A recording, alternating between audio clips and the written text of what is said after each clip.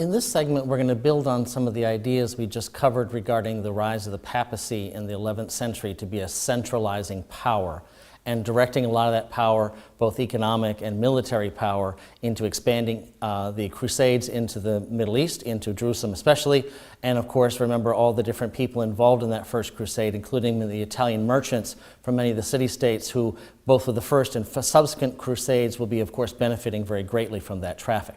But the idea there was that there's a centralizing authority, that it's not just being spread all over the place, that there are increasingly concentrations of power.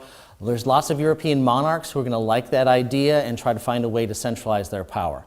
For our purposes, we'd like to take a look at England as one of the first places where that is going to be very evident, a centralization of power, in part because, remember, when William of Normandy had conquered England in 1066, he had brought over this connection to his French territories, so now all English kings are going to be linked to France for quite some time, but he also brought over a centralizing feudal monarchy that he imposed on England and was very successful at controlling. He was able to extract lots of tax revenue, as we know from the Doomsday Survey. But the thing here is that his descendants are going to build on that power, or try to build on that power, one of them being King Henry II, who before he dies in 1189 leaves behind a state for his sons that is highly centralized, very powerful, and very wealthy. His attempt to do so, to create this central power, had of course been based on his control of the judiciary and that system of law courts and circuit court judges that in many ways had imposed royal power on all of England. Now, one of his sons who inherits the throne, King John I, in 1199, is then going to inherit a very strong system of government, a very powerful, centralized one. And for a good monarch who's able to balance all the competing issues within the nobility and the church, it should be an operational gold mine, that the king should be able to utilize the sources of all his people. John, unfortunately, does not have that kind of issue. He's not exactly the best in terms of working with his churchmen and with the nobles and the major landowners and business people. He is not really able to do that effectively, even though his father had set him up for that. Okay? So the key issues for us to think about here as we go towards the Magna Carta, towards this large break in the legal system in England, is that we're taking a look at how are taxes collected, at what rates, how, both inheritance taxes and other forms of taxation.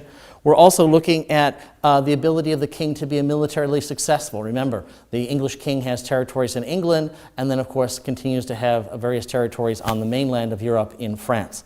We're also going to take a look at the idea that since John is in many ways going to be very, very difficult to work with, so to speak, he's going to get into conflicts, for example, with the bishops of Rome.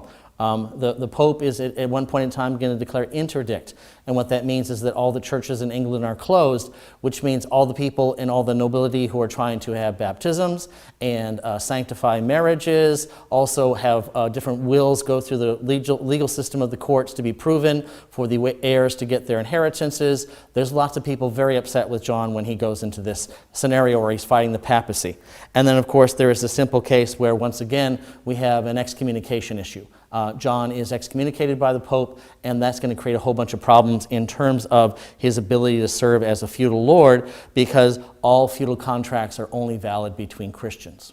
Now, as he moves forward and creates lots of problems for himself, John is increasingly alienating himself from many of the most powerful people, especially in the church.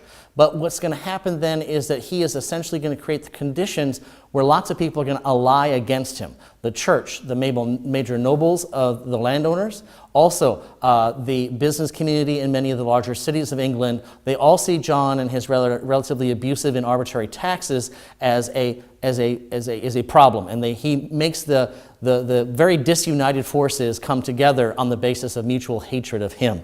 And in the 1215, after a series of battles, the English are going to end up having what's going to be called the Magna Carta. And this is just an idea here that I placed. You'll find a translation of the Magna Carta in many places in English. This, of course, is a picture of one of the copies of it. There's multiple copies. But take a look at it because it has several clauses that in many ways are simply dealing with feudalism. But here's the idea. He has to sign this document because he's lost the war, right? He has lost the war, and now he has to deal with these issues. He has to guarantee church freedom because he'd interfered greatly inside the Roman Catholic Church in England. He has to promise to step aside, leave it alone. That will be a difficult promise for any monarch to keep. He also is going to say that he will live under the rule of law. He guarantees inside the Magna Carta the idea that he will live under the law, which is a unique development. Instead of the king saying they are the law, or the representative of, say, God on earth to represent the law, now the king actually has to live under the law, and that's the interpretation many people will have.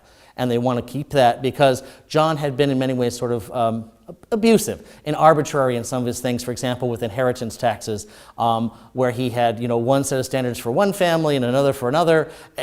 There was a very difficult issue there. Now, he is then now going to promise to live under the law. That will be a major challenge because most monarchs don't like to do that. They like untrammeled or unfettered power of absolute authority. John, in the situation, looking at it, signs Magna Carta at the end of a short civil war, but almost immediately wants to do away with it, all right? Inside the document itself, it is going to prepare people for the idea that the king will have fair taxation for all, inheritance and other taxes. It is also going to be looking at the idea that the king cannot arbitrarily interfere in things that revolve around property. And that includes everything from marriage of heiresses to the idea of inheritance taxes, to also the idea that customs revenue, which in many places customarily set at a certain rate, that is going to maintain itself. What you want to think about here with the English focus on the Magna Carta is that it is an opportunity for the wealthy people to impose some of their ideas on the king and restrain him by law. It's interpreted first as a feudal document, only applying to the elite people, but over time it's going to leak down to the next lower layers of the socioeconomic pile, the smaller landowners and smaller business people, who will then interpret this document as applying to them as well, that the king will live by the law. Be sure to take a closer look inside your reading materials about all the things regarding Magna Carta, and then of course, make sure you look for all those sample questions on your test guide.